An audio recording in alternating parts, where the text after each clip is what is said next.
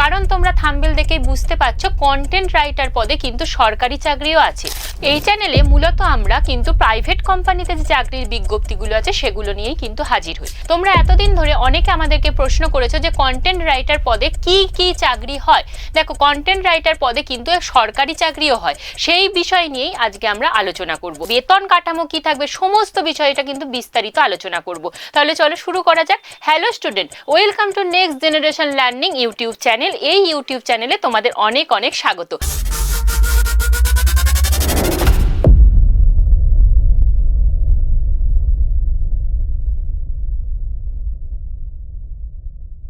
আজকে আমাদের আলোচনার বিষয় হচ্ছে আইএসআইতে কর্মী নিয়োগ, এবং সেখানে কিন্তু কর্মী নিয়োগ হবে কন্টেন্ট রাইটার পদে।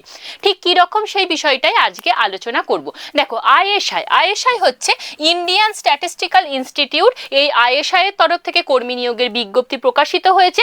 অবশ্যই কিন্তু এটা একটা চুক্তিভিত্তিক নিয়োগ, কিন্তু পরবর্তীতে তোমাদের কাজের পারফরমেন্স যদি ভালো থাকে তাহলে অবশ্যই এই মেয়াদ কিন্তু বৃদ্ধি করা হবে, সেটা নোটিফিকেশনে কিন্তু উল্লেখ করাই রয়েছে।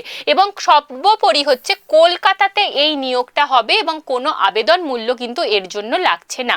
তাহলে এরপরে আমরা দেখে নেব যে এই চাকরির জন্য গুরুত্বপূর্ণ তারিখ কি থাকছে, অর্থাৎ কবে থেকে আবেদন শুরু হচ্ছে। আবেদন দেখো শুরু হয়ে গেছে 7ই ফেব্রুয়ারি থেকে এবং আবেদন চলবে কিন্তু 28শে ফেব্রুয়ারি পর্যন্ত। কোন কোন পদে নিয়োগ হবে? কন্টেন্ট রাইটার পদে এবং টেকনিক্যাল পার্সন পদে কিন্তু নিয়োগ হচ্ছে। এই চাকরির জন্য মোট শূন্যপদ কত থাকছে সেটা দেখে নেব। মোট শূন্যপদ থাকছে তোমাদের 5টা এবং বয়স সীমা থাকছে 35 বছর। সেটা কিন্তু নির্ধারণ করা হবে 28/2/2024 অনুযায়ী, যেটা নোটিফিকেশনে কিন্তু উল্লেখ করাই রয়েছে। এরপর দেখে নেব বেতন কাঠামো কি থাকছে। বেতন কাঠামোটা দেখছো, প্রতি মাসে কিন্তু 30,000 টাকা বেতন পাবে। এটা একটা চুক্তিভিত্তিক কাজ, তাতেও কিন্তু তুমি প্রতি মাসে 30,000 টাকা বেতন পাচ্ছ। বেতনটা কিন্তু বেশ ভালো, তাহলে তোমরা কিন্তু আবেদন করতেই পারো। এরপর দেখে নেব অবশ্যই শিক্ষাগত যোগ্যতা কি থাকছে। দেখো, কন্টেন্ট রাইটার পদের জন্য শিক্ষাগত যোগ্যতা বলেছে ইংরেজি বিষয়ে স্নাতকোত্তর ডিগ্রি থাকতে হবে এবং সেই সঙ্গে ন্যূনতম 2 বছরে প্রযুক্তিগত কন্টেন্ট লেখার দক্ষতা থাকতে হবে। এছাড়া হচ্ছে কম্পিউটারের এমএস অফিস সম্পর্কে তোমাদের দক্ষতা থাকতে হবে। অর্থাৎ তুমি যদি ইংলিশে মাস্টার্স করে থাকো এবং তোমার যদি কন্টেন্ট রাইটার পদে 2 বছরের অভিজ্ঞতা থাকে তাহলেই তুমি কিন্তু আবেদন করতে পারছো। এবার তোমরা অনেকেই প্রশ্ন করবে যে ম্যাডাম আমাদের তো এখন অভিজ্ঞতা নেই। অবশ্যই অভিজ্ঞতা নেই, কিন্তু যারা তোমরা কন্টেন্ট রাইটার পদের জন্য যোগ্য হচ্ছ, ভবিষ্যতে তোমরা কোথাও না কোথাও চাকরি করবে, সেই অভিজ্ঞতাটা নিয়েই কিন্তু এই রকম পদগুলোতে তোমরা ভবিষ্যতে আবেদন করতে পারবে। এবং সর্বোপরি বলা ভালো, যেহেতু আমরা দেখছি এরকম সরকারি জায়গাগুলোতেও কিন্তু কন্টেন্ট রাইটার পদে নিয়োগ হচ্ছে, তাহলে এটা আমাদের একটা ভবিষ্যতে আলোর দিক যে ভবিষ্যতে কিন্তু এই রকম চাকরিগুলো আসতে চলেছে এবং তার জন্য কিন্তু আজকে থেকেই আমাদেরকে প্রিপেয়ার হতে হবে। পরবর্তীতে দেখে নেব টেকনিক্যাল পার্সন। টেকনিক্যাল পার্সনের জন্য অন্তত 1 বছরের ডেটাবেস ম্যানেজমেন্টের অভিজ্ঞতার পাশাপাশি প্রযুক্তিগত বিষয় নিয়ে স্নাতকোত্তর ডিগ্রি বা বিটেক ডিগ্রি থাকতে হবে। এরপর আমরা দেখে নেব যে নিয়োগ পদ্ধতি কি থাকছে। প্রথমেই বলেছি যে এটা একটা চুক্তিভিত্তিক কাজ। এবার চুক্তিটা কত দিনের জন্য থাকবে না, 1/4/2025 থেকে 31/3/2026, অর্থাৎ পুরোপুরি 1 বছরের জন্য কিন্তু এই নিয়োগটা থাকবে এবং পরবর্তীকালে তোমাদের কাজের দক্ষতা অনুযায়ী কিন্তু এই নিয়োগের মেয়াদ বৃদ্ধি করা হতে পারে। সেটা কিন্তু পুরোপুরি তোমার পারফরমেন্সের উপর বিচার করবে।